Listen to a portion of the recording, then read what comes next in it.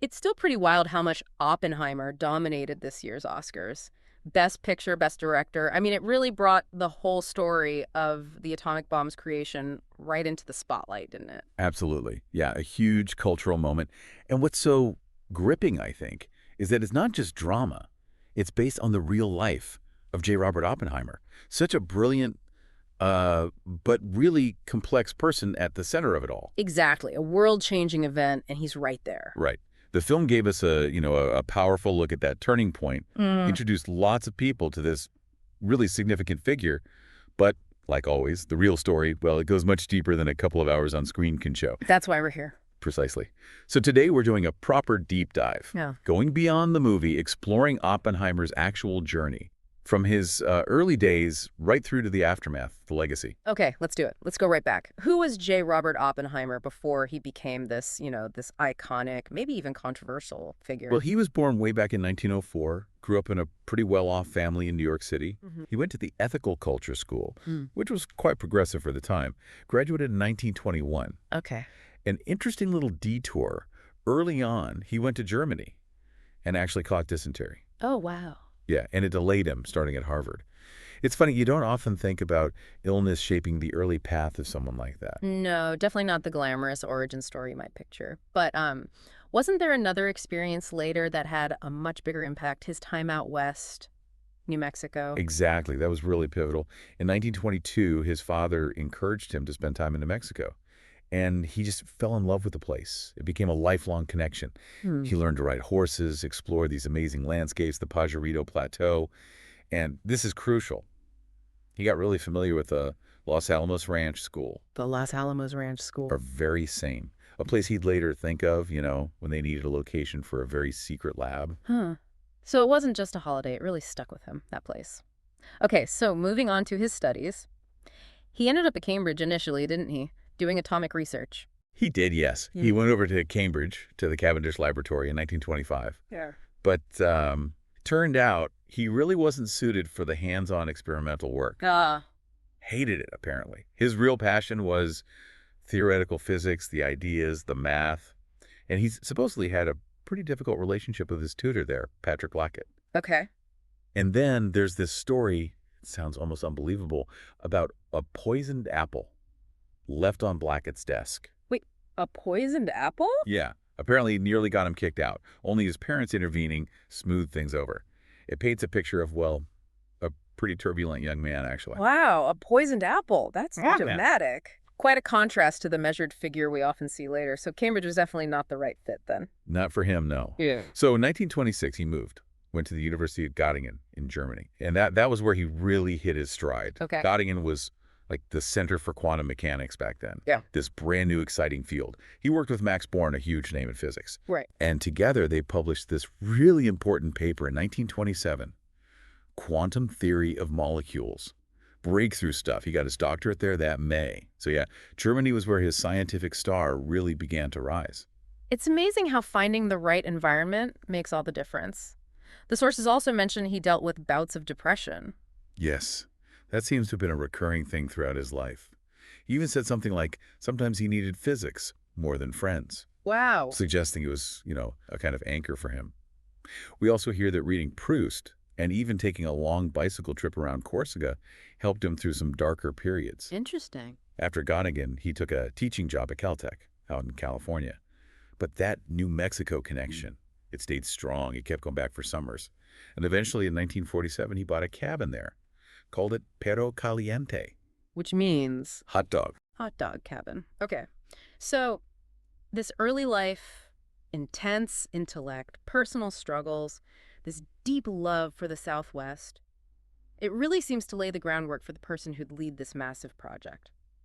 How did that shift happen from theoretical physics to the Manhattan Project? Well, things were already happening in atomic research, but it really picked up speed in the late 1930s. By 39, you've got World War II starting, this growing awareness about the potential for atomic weapons. Right, the stakes got incredibly high. Incredibly high. And Oppenheimer started to, let's say, distance himself from some of his earlier political leanings, particularly connections to communist groups. It was a very sensitive time. Understandable. And his personal life was changing too. Yes. Around then, 1940, he met and married Catherine Kitty Plenning. Their first child, Peter, was born in 41. It's noted that Kitty had been a Communist Party member, as had his former partner, Jean Tatlock. These past associations would, come up later. Right. And scientifically, the big breakthrough was realizing you could actually split the atom. Exactly. Nuclear fission. Scientists like Lise Meitner made these crucial findings, confirming you could split an atomic nucleus and release just enormous amounts of energy. This discovery, coupled with the rise of fascism in Europe, well, it caused a brain drain. Brilliant minds like Leo Szilard, Enrico Fermi, they fled Europe, came to the U.S. They were terrified of persecution, but also of what might happen if regimes like the Nazis got this power first. That fear must have been immense. It was, and it led to a really pivotal moment in 1939. Szilard and Einstein wrote that famous letter to President Roosevelt, warning him that Germany might be trying to build an atomic bomb. That letter really got the ball rolling. It led to the U.S. forming the Advisory Committee on Uranium, the first sort of official step towards U.S. atomic research. The fear of a Nazi bomb was absolutely a key driver. And that fear, that committee, eventually grew into the Manhattan Project, this colossal secret effort. Colossal is the word. The Manhattan Project set up shop in several key places. You had Oak Ridge in Tennessee. That was all about enriching uranium, getting the right kind of uranium, U-235. Okay. Then Hanford, out in Washington State. Their job was producing plutonium, the other key ingredient. Right. And then Los Alamos, New Mexico, codenamed Project Y. That was the nerve center, the place where they would actually design and build the bombs. And this is where Oppenheimer's history with New Mexico comes back in a huge way. It really does. General Leslie Groves, the military guy in charge of the whole Manhattan Project, he picked Oppenheimer to run the Los Alamos lab. Even though Oppenheimer didn't have much management experience. Right. Groves saw his brilliance, his ability to grasp everything, the whole picture. But yeah, not an administrator.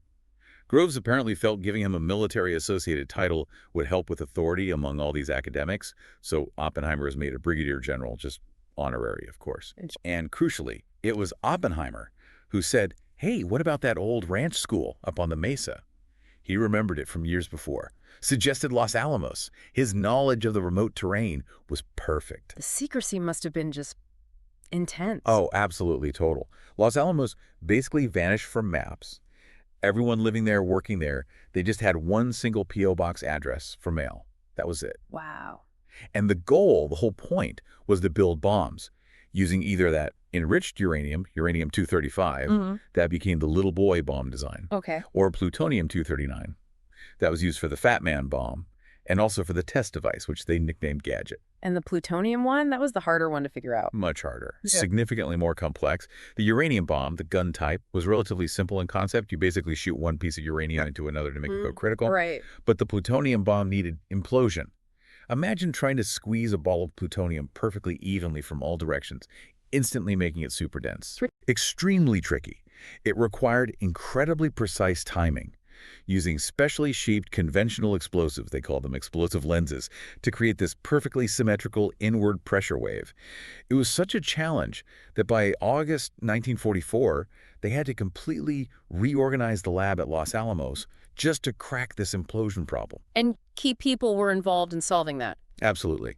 The mathematician John von Neumann was brilliant. He made huge contributions to designing those explosive lenses.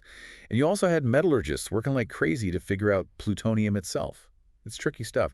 They needed it in a specific form, the delta phase, which is more malleable. They even had to add a tiny bit of gallium, make an alloy, and then coat the whole thing in nickel just to stop it from corroding. It's just mind-boggling. The scale, the problems they were solving, all in secret. The sheer scale is hard to grasp.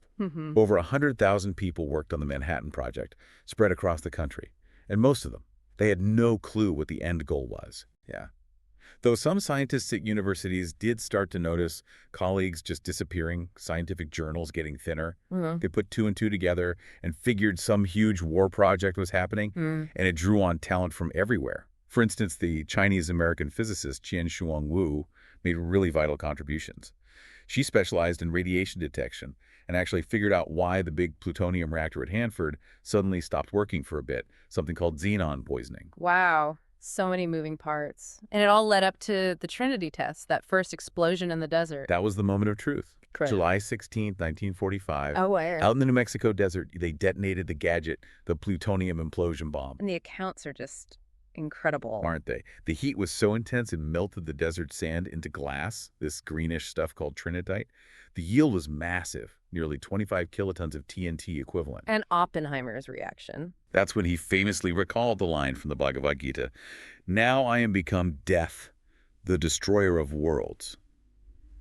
It was obviously a profound, probably terrifying moment. Hard to keep something like that totally secret, but wartime censorship did manage to clamp down on the news initially. So the scientists knew. They knew what they were building was meant for war. Oh, yes. The vast majority absolutely understood the purpose was wartime use. Yeah. Now, how much say did they have in the decision to drop it on cities? That's a different question. Probably very little. Right. There were some concerns raised, petitions circulated by scientists like Szilard, but realistically, they weren't likely to sway the military's course at that point. The drive to end the war was just overwhelming. And the war did end shortly after the bombings of Hiroshima and Nagasaki. That's right. Little boy, the uranium bomb, hit Hiroshima on August 6, 1945. Then just 3 days later, August 9th, Fat Man, the plutonium bomb, was dropped on Nagasaki. Okay. There was some international context too, wasn't there, with the British? Yes. The US and UK had signed the Quebec Agreement. It basically said they needed mutual consent to use nuclear weapons. The UK did agree, through a joint committee, that the decision to bomb Japan rested with them. The devastation was just horrific. Nagasaki alone, something like 40,000 to 80,000 people killed, maybe more, tens of thousands injured, nearly half the city destroyed. Yeah, the scale of destruction was unprecedented. Even the Vatican issued a statement deploring the use of the bomb. And Oppenheimer himself, he was conflicted afterwards. Deeply conflicted, by all accounts. He was instrumental in its creation, obviously, but the reality of its use weighed heavily on him. After the war, the whole operation shifted. The Manhattan Project was phased out, and the Atomic Energy Commission, the AEC, took over control of atomic research and development. And Oppenheimer stayed involved. He did, initially. He became the chairman of the AEC's General Advisory Committee, a very influential position.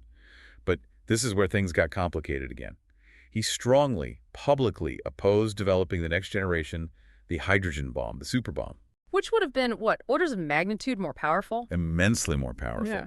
And his opposition really put him at odds with the government, especially as the Cold War was heating up. Right, the timing, Cold War, McCarthyism, that couldn't have helped him. Not at all.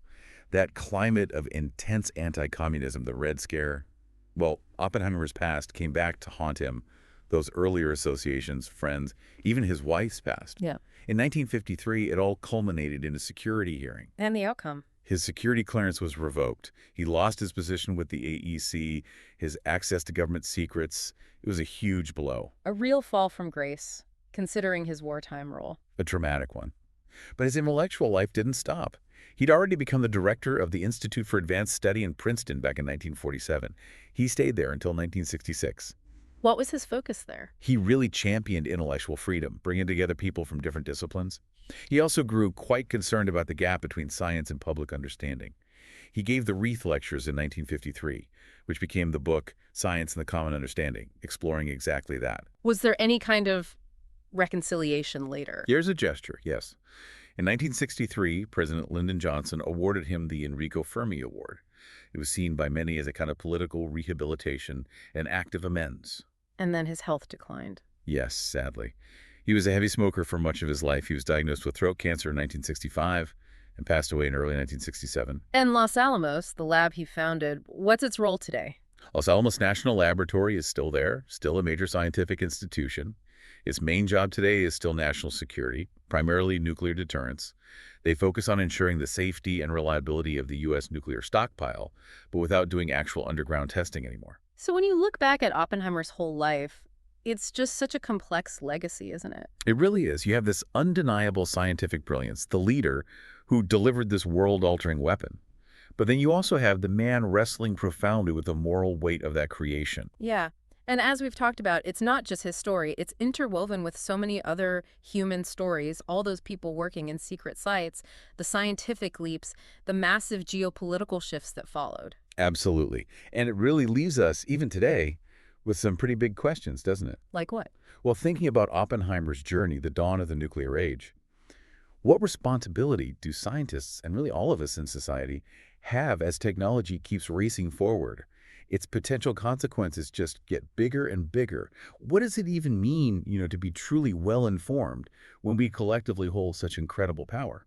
That's a heavy thought to end on, something for all of us to think about long after this deep dive. Exactly. It's a question that doesn't go away.